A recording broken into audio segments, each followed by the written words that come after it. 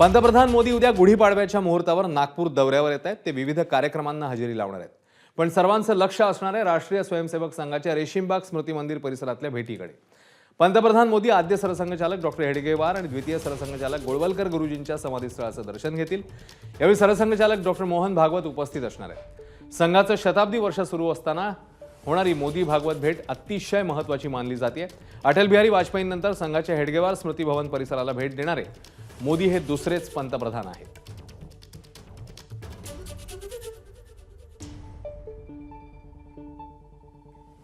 संघाचं शताब्दीचं वर्ष आहे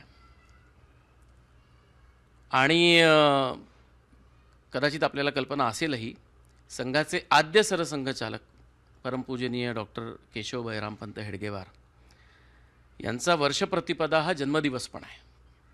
त्या दिवशी एक आद्य सरसंघचालक प्रणामाचा कार्यक्रम मुख्यालयात म्हणजे रेशीमबागेत दरवर्षी असतो आणि त्यामुळे अशा दिवशी, अशा वर्षात देशाच्या सर्वोच्च नेतृत्वाचं रेशीमबागेत येणं हा निश्चितपणे सगळ्यांसाठीच, म्हणजे सगळ्या स्वयंसेवकांसाठी, एकूणच संघजीवनासाठी एक अतिशय आनंदाचा क्षण निश्चितपणे आहे।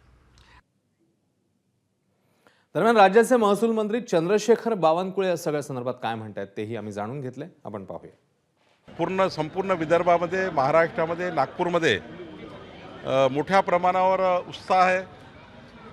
माननीय प्रधानमंत्री उद्या 9 वाजता नागपूरला येत आहे। माननीय प्रधानमंत्री रेशीमबागला जाणार आहेत, नंतर दीक्षाभूमीला जाणार आहेत। माननीय पंतप्रधानजी माधव नेत्रालय, जे आशिया खंडातलं सर्वात मोठं एक आधुनिक नेत्रालय राहणार आहे, त्या ठिकाणी भूमिपूजन आहे आणि माननीय पंतप्रधानाच्या या दौऱ्यामध्ये खऱ्या अर्थाने नागपूर नगरी सजलेली आहे। 47 चौकामध्ये आम्ही स्वागत करणार आहोत। एबीपी माझा, उघडा डोळे बघा नीट।